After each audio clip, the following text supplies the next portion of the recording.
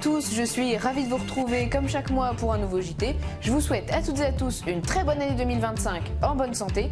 Voici le programme de ce mois de janvier 2025.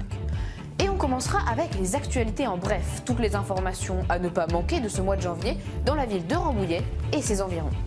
Dans la deuxième partie de ce journal, Joanne Chambaud viendra nous parler du Ramboli-Train, un musée passionnant au cœur de Rambouillet dédié à l'histoire du train jouet. Nous reviendrons également sur les origines de la fête de l'Épiphanie que l'on fête le 6 janvier. Comme chaque mois, Romane Cordier-Poisson viendra nous parler des sorties cinéma de ce mois, avec plusieurs films marquants de ce début d'année. Elle nous parlera également du Conservatoire de Rambouillet, qui propose aux élèves des cours de danse, de chant ou encore d'instruments de musique. Et enfin, notre grand format s'intéressera à la boutique Tout un fromage au centre-ville de Rambouillet et à son créateur Ludovic Bizot, meilleur ouvrier de France après une reconversion professionnelle. Reportage à découvrir en fin d'édition.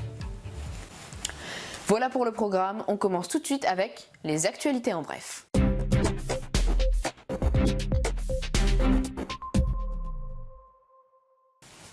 Avis à tous les seniors de Rambouillet, le jeudi 9 janvier a eu lieu à la salle Raymond Patenôtre un repas-spectacle dansant consacré aux aînés rambolitains. Le CCAS organise cet événement pour les personnes âgées de plus de 60 ans. Pour vous inscrire, il fallait vous présenter au CCAS de Rambouillet puisque les inscriptions avaient lieu les 3, 4 et 5 décembre dernier. L'accès à ce repas dansant était accessible au prix de 17 € de midi à 16 h le 9 janvier. Vous connaissez peut-être la très grande rue du Clos Battant à La Clairière. À partir de janvier, des travaux de requalification de la deuxième partie de cette rue sont organisés. Afin de présenter le projet aux riverains et d'expliquer les modifications qui seront effectuées, une réunion d'information a été organisée le jeudi 9 janvier, également à 18 h. Elle s'est tenue sur le parking du terrain de sport Clairbois. Savez-vous ce que sont les ZAER? Cet acronyme désigne les zones d'accélération des énergies renouvelables. En effet, une loi de 2023 stipule que les collectivités locales, c'est-à-dire des structures administratives distinctes de l'État, doivent mettre en place ces ZAER. Une enquête publique est donc organisée pour déterminer les zones dans lesquelles seront implantés des panneaux photovoltaïques, des projets thermiques, etc. Cette consultation est ouverte du 13 janvier au 7 février. Une exposition maintenant, qui se tient au pôle culturel de la Lanterne du 22 janvier au 19 février. Intitulée The Illuminati, elle a pour but de faire réfléchir sur le sujet des écrans. Le photographe qui est à l'origine de cette exposition, Evan Baden, a immortalisé cette société qui ne vit qu'à travers les écrans, et plus particulièrement les jeunes générations qui ont grandi avec. Les jeux de lumière sur le visage des sujets photographiques soulignent bien les expressions du visage de ces personnes. Nous ne sommes pas encore en mai, mais pourtant les préparatifs de la fête du Muguet sont en marche. Le 25 janvier, de 19 h à 23 h 45, s'est tenue la Nuit du Muguet, durant laquelle la reine du Muguet a été élue, ainsi que ses dauphines. Elle représentera pendant un an la jeunesse rambolitaine. Pour avoir une chance d'être élu, il faut avoir entre 17 et 25 ans, habiter à Rambouillet et être présenté par une association.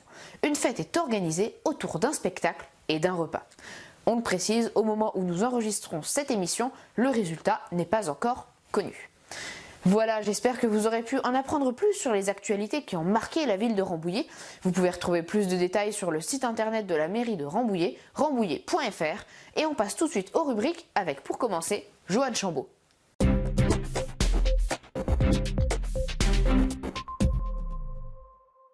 Bonjour Joanne, alors aujourd'hui tu vas nous parler d'un musée très particulier, c'est celui du Ramboli-Train qui retrace l'histoire du train jouet. Alors on va commencer par une question évidente, qu'est-ce que c'est le Ramboli-Train? Le Ramboli-Train, c'est un musée majeur donc, de la ville de Rambouillet qui a été fondé en 1984 et comme son nom l'indique, donc, ce musée propose une exposition de trains miniatures et apprend aux visiteurs de nombreux aspects inconnus de l'histoire ferroviaire.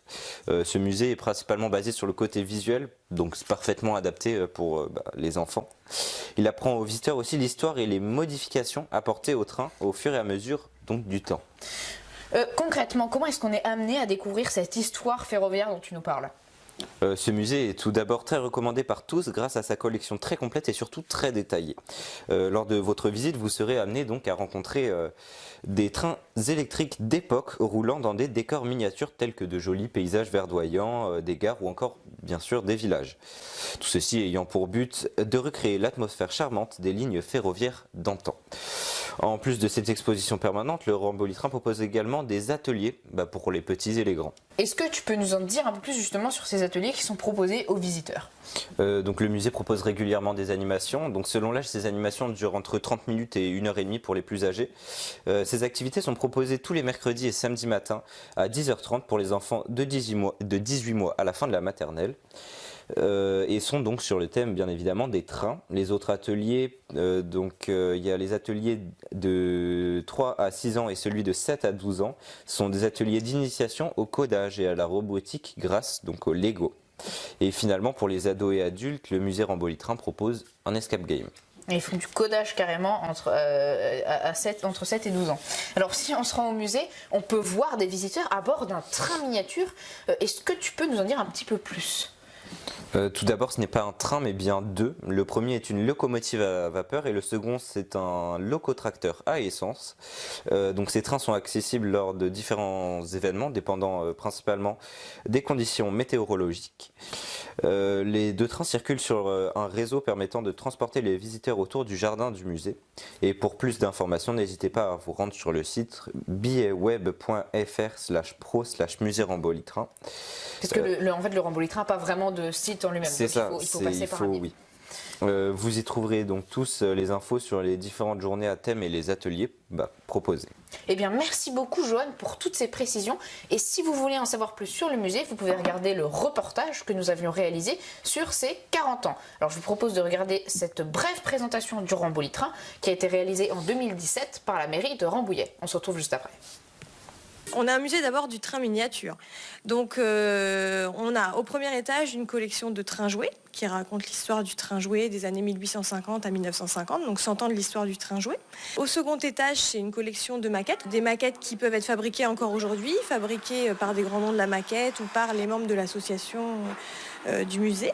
Ça représente un décor des années 50 à peu près, 30 à 50 même on va dire. On a pris des éléments quelquefois qui étaient réels, comme la rotonde de Rodez par exemple, que l'on a remis. Ça se veut aussi pédagogique, on a un dépôt qui permet d'expliquer comment on exploitait la vapeur à l'époque. Ça va vite. Je vais la ralentir un peu pour pas qu'elle déraille. Et déjà, c'est un gros travail de nettoyage des rails et des roues des locomotives pour que ça fonctionne. Alors, on s'adresse un peu à tous les publics. Déjà, les animations que l'on peut retrouver toute l'année. On a des petits livrets-jeux que l'on donne aux enfants de 3 à 6 ans, aux enfants de 7 à 12 ans. On a effectivement à l'extérieur, mais plus ponctuellement, un train de jardin qui fonctionne à la vapeur. On a vraiment le public familial qui vient, donc les parents avec les enfants ou les grands-parents avec les petits-enfants. On a aussi le maquettiste qui va venir chercher des idées. On a vraiment aussi les grands-parents qui ont tout simplement envie de revoir ce qu'ils ont connu dans leur jeunesse et soit seuls, soit de faire partager ça à leurs petits-enfants. Mais on a aussi le collectionneur de trains, jouets. Ah oui, ah non, ça... Maximum un an. Maximum un an. C'est du RE, c'est récent, c'est du beau.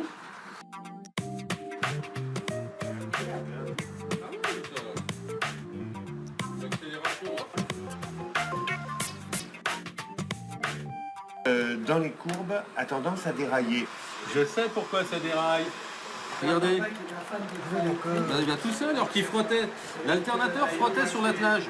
Selon les âges, soit pour les petits, on donne la télécommande et ils font avancer le train et ils l'arrêtent. Après, pour les plus grands, effectivement, on peut les faire partir de la gare en leur faisant manipuler l'ordinateur pour trouver le trajet.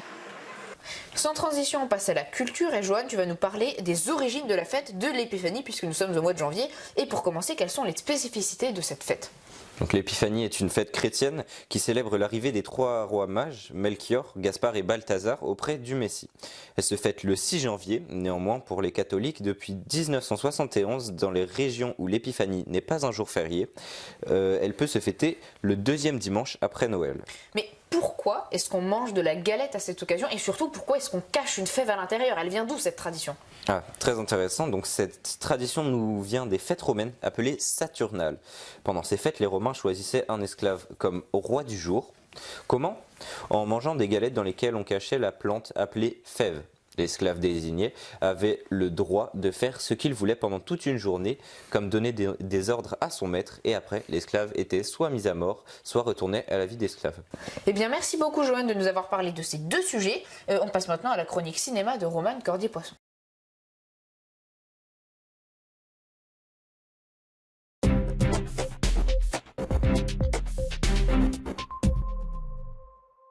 Bonjour Romane, alors quelles sont les sorties cinéma de ce mois de janvier 2025? Bonjour Stanislas. Tout d'abord, il y a Un parfait inconnu. Réalisé par James Mangold, ce biopic musical met en scène le fameux Timothée Chalamet. Il y a également Edward Norton et Elle Fanning. Le film retrace la vie d'une figure emblématique de la musique, explorant ses triomphes et ses luttes personnelles. Il y a ensuite Compagnon, dirigé par Drew Hancock. Ce film mêle épouvante, romance et science-fiction. Il raconte l'histoire de Josh et Iris, un couple apparemment parfait, dont le week-end entre amis tourne au drame lorsqu'un secret bien gardé refait surface. Nous pouvons aussi mentionner Une nuit au zoo. Ce film d'animation réalisé par Ricardo Curtis, Rodrigo Pérez Castro, suit les aventures de Gracie, une jeune louve, et de Dan, un puma bourru, qui doivent faire équipe pour survivre après une météorite qui a transformé les animaux du zoo en mutants zombies. Il y a également La Pie voleuse, réalisé par le fameux Robert Guédiguian. Ce drame met en scène Ariana Ascaride, Jean-Pierre Daroussin et Gérard Meylan. Le film suit Marie, une aide-soignante dévouée mais en difficulté financière, qui commence à voler des petites sommes à ses patients âgés, jusqu'à ce qu'une plainte pour abus de faiblesse vienne bouleverser sa vie. Et enfin, Julie Sautet, dirigée par Leonardo Van Dil. Ce drame raconte l'histoire de Julie, une star montante du tennis, qui choisit de garder le silence lors d'une enquête sur la suspension soudaine de son entraîneur, malgré les encouragements à partager son expérience. Eh bien, merci beaucoup Romane de nous avoir informés de tous ces films à découvrir dans les salles obscures ce mois-ci.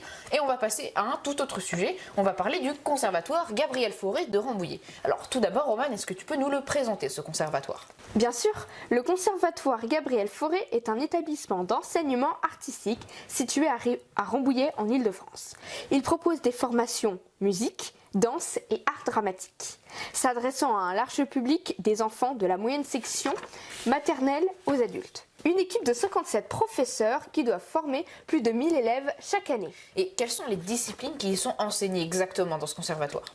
Alors, le conservatoire offre un enseignement structuré en 3 cycles, chacun composé de 3 à 5 années d'apprentissage, validé par un certificat d'études musicales.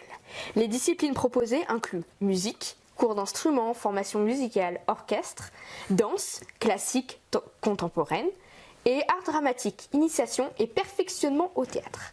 L'initiation artistique commence dès la moyenne section de la maternelle grâce au précycle. Le conservatoire Gabriel Fauré s'affirme comme une structure de création et de diffusion du spectacle vivant. Il propose une saison d'art artistique riche, avec une centaine de manifestations par an, dont la majorité se déroule hors de ses murs.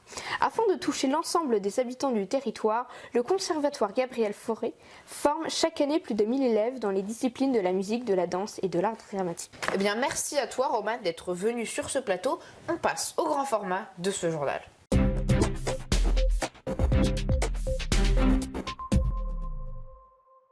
Vous en avez forcément déjà mangé dans votre vie et même si vous ne les aimez pas, on les retrouve partout en France. Et certaines régions en ont même fait leur spécialité. Les fromages sont indissociables de la gastronomie française et à eux seuls, ils représentent 8,9 milliards d'euros dans les grandes et moyennes surfaces. Alors nous sommes allés à la rencontre de Ludovic Bizot, fromager et meilleur ouvrier de France. Je vous laisse voir ce reportage dans son intégralité.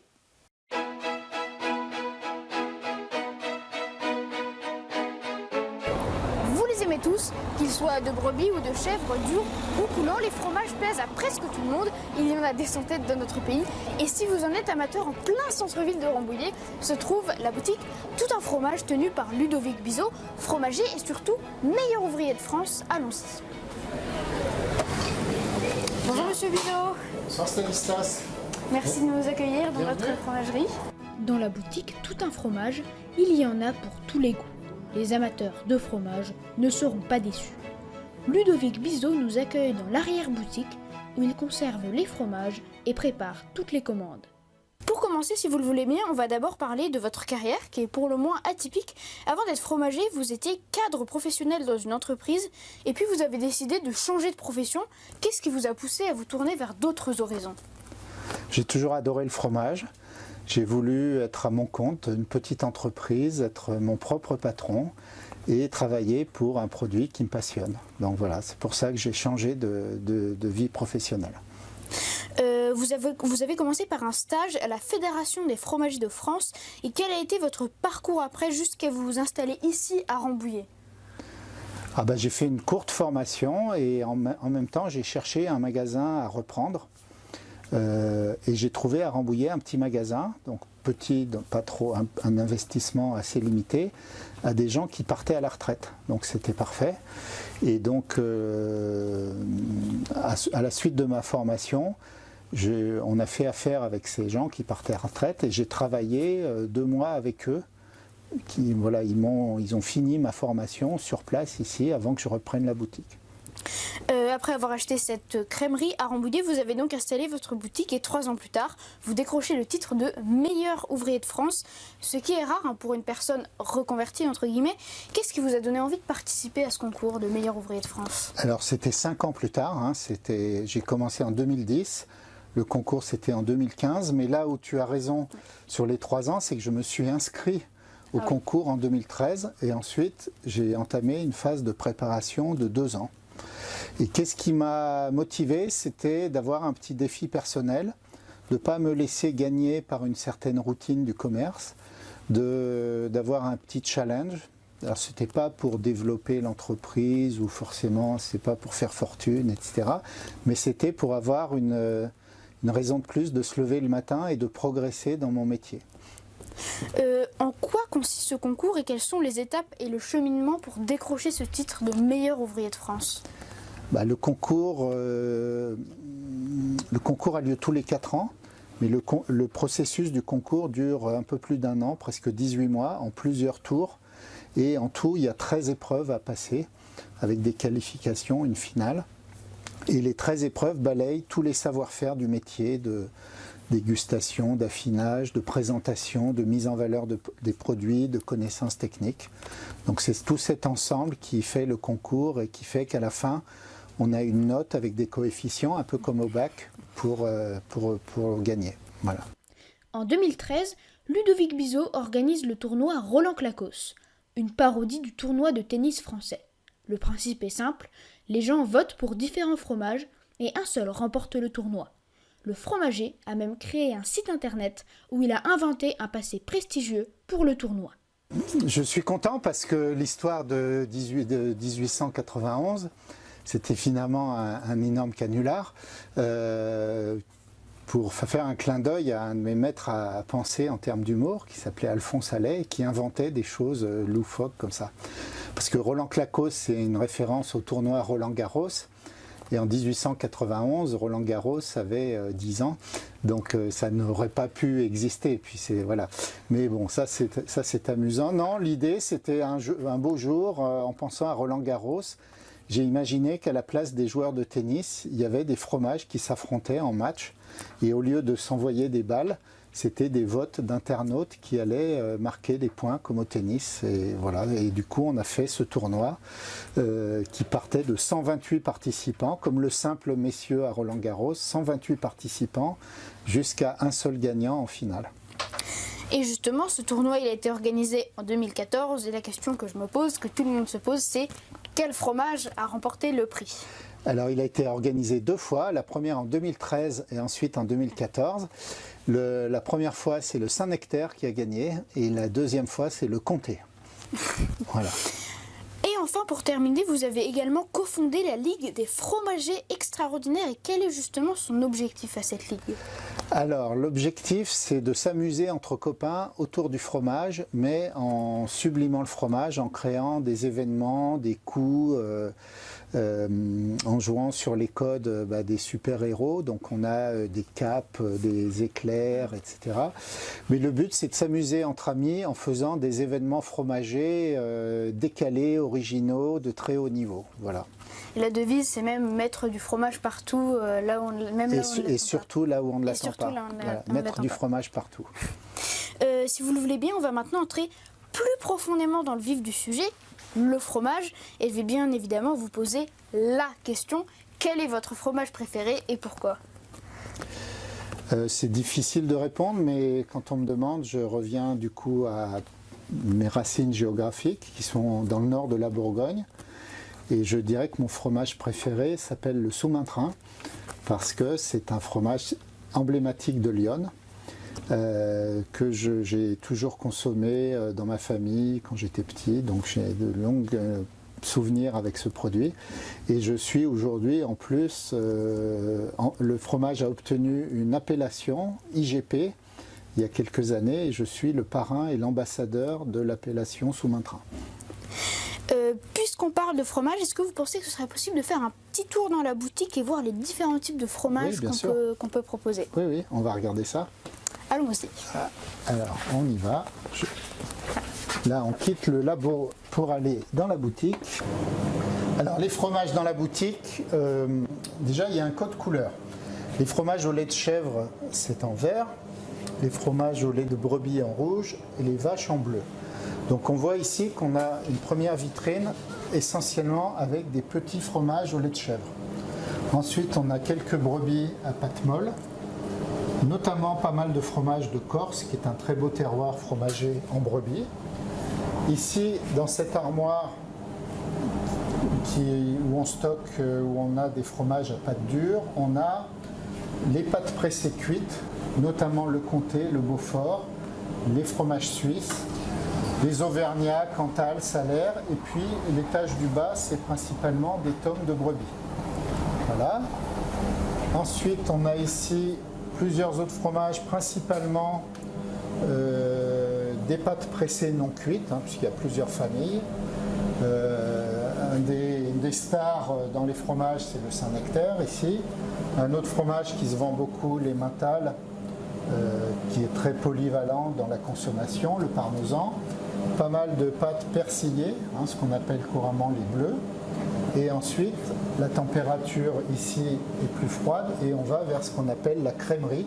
La crèmerie, c'est en gros le fromage blanc, le beurre, les yaourts, les produits laitiers hors fromage. Donc on a justement du beurre, du fromage blanc, de la crème, des fromages frais ou de cuisine type feta, mozzarella, et des yaourts et des petits desserts. Et enfin, dans cette partie-là, on a, tu verras, c'est que du bleu, que des fromages de vache à pâte molle, des pâtes molles plutôt à croûte lavée, donc qui sont plus puissants. On connaît par exemple le Münster, le Maroilles, les Poisses, des fromages intermédiaires, et ici, de ce côté, des pâtes molles dites à croûte fleurie, avec notamment le camembert et le brie.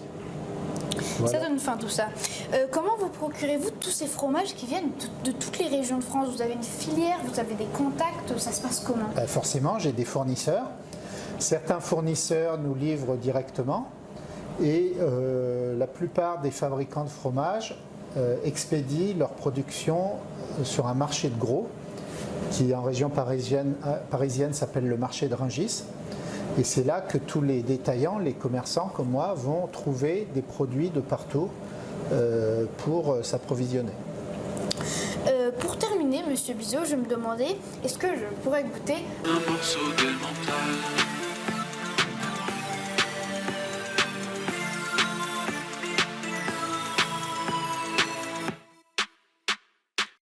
Cherchant toujours à amuser le public avec le thème des fromages, Ludovic Bizot a changé le nom de certains films pour y ajouter des noms de fromages. Citons par exemple le Münster de la Chambre jaune ou encore Abondance avec les loups. La boutique Tout un fromage est ouverte du mardi au dimanche. N'hésitez pas à aller vous renseigner sur le site toutunfromage.com. Merci beaucoup Monsieur Bizot de nous avoir accueillis dans votre fromagerie, de m'avoir fait goûter ce morceau d'emmental et merci, bravo pour votre travail. Merci beaucoup, bienvenue encore Stanislas et vive le fromage. Voilà, allez. C'est la fin de ce journal, merci de nous avoir suivis. Je vous souhaite en mon nom propre et au nom de toute l'équipe une merveilleuse année 2025 en bonne santé. Quant à moi, je vous retrouve le mois prochain pour un nouveau journal. À très vite.